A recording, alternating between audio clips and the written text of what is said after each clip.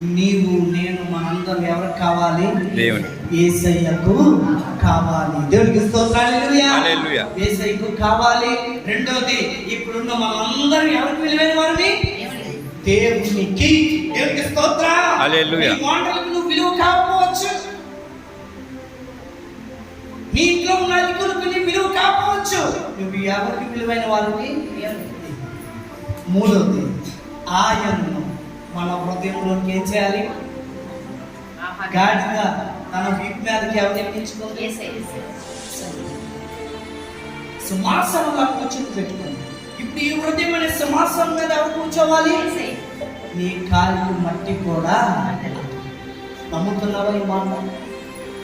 విశ్వసిస్తున్నావు ఈ మాట? నిజమే ప్రభువా, నువ్వు ఏదైనా మా జీవితంలో చేయగలవు. దేవునికి స్తోత్రాలు. హల్లెలూయా. హల్లెలూయా.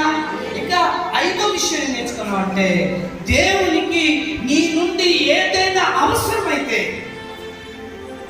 అది నువ్వేం చేయాలి? ఏం చేయాలి చెప్పాలి?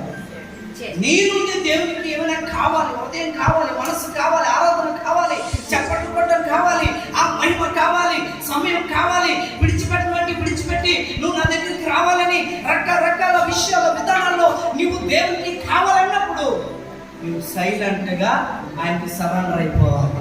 దేవునికి స్తోత్రాలు.